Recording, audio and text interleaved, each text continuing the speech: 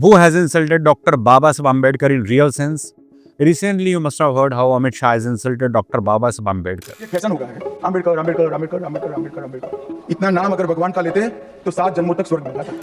But in this video, I want to make you aware about the other side of the story, about the real side of the story, about how Congress have been humiliating Dr. Babasaheb Ambedkar from almost a century.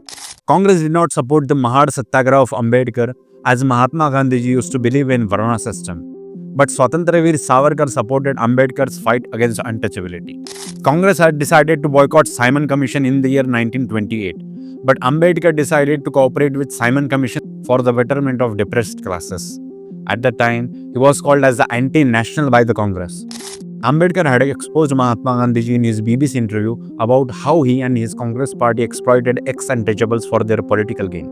He even refused to call him Mahatma because Ambedkar considered him as the most traditional and orthodox person who believes in Varna and caste system. Congress defeated Babasaheb in 1952 Lok Sabha elections from Bombay North Central constituency and also in the by-election of 1954 of Bhandara constituency. Pandit Nehru even celebrated Ambedkar's defeat when he wrote a letter to his girlfriend Lady Mountbatten. Ambedkar had to resign from the post of law minister because Congress did not want to pass Hindu Code bill. Even after having caliber, education, experience, he was allotted the least important portfolio. Ignorance toward the welfare of SC/STs, denying the quota to OBCs, led to the resignation of Ambedkar. Babasaheb Ambedkar died in 1956, but Congress never gave him Bharat Ratna when he was alive. But at the same time, Pandit Nehru got Bharat Ratna in 1955 itself. Ambedkar got Bharat Ratna after many decades of his death in 1990 when non-Congressy government of VP Singh from Janata Dal was in power. Babasaheb's photo was put in Central Hall of Parliament after many decades of his death when again VP Singh from Janata Dal was in power and Ram Vilas Paswan was the Minister of Social Welfare. His birthday was also declared as holiday in his tenure only. Congress never developed Ambedkar's birthplace Mau and places related to his life as national memorial. But instead of that, Narendra Modi have been doing that.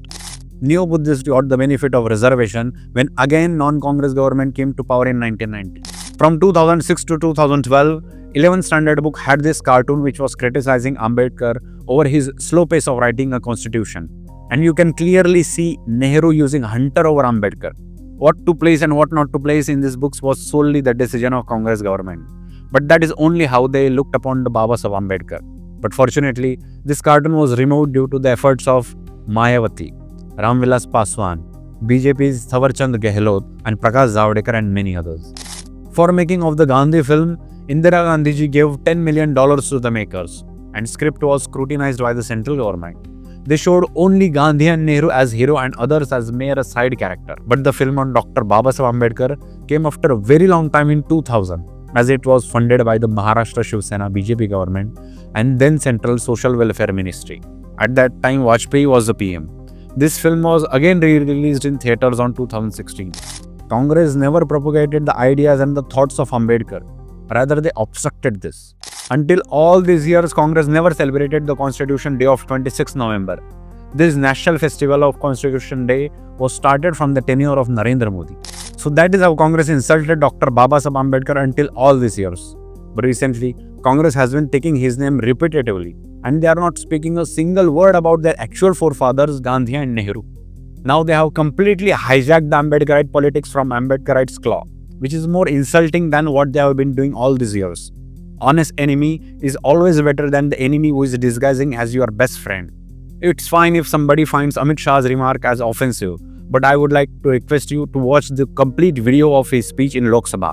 He has raised many serious questions in it, but instead of answering to the difficult questions, Congress is trying to dodge those questions by doing whataboutery and playing tricks of sharing the short clip of Amit Shah. Now the decision is up to you. That was the video, my friend. Keep watching the Indian Sapiens. I'll see you in the next video and until then, Jai Jagat, Jai Bharat.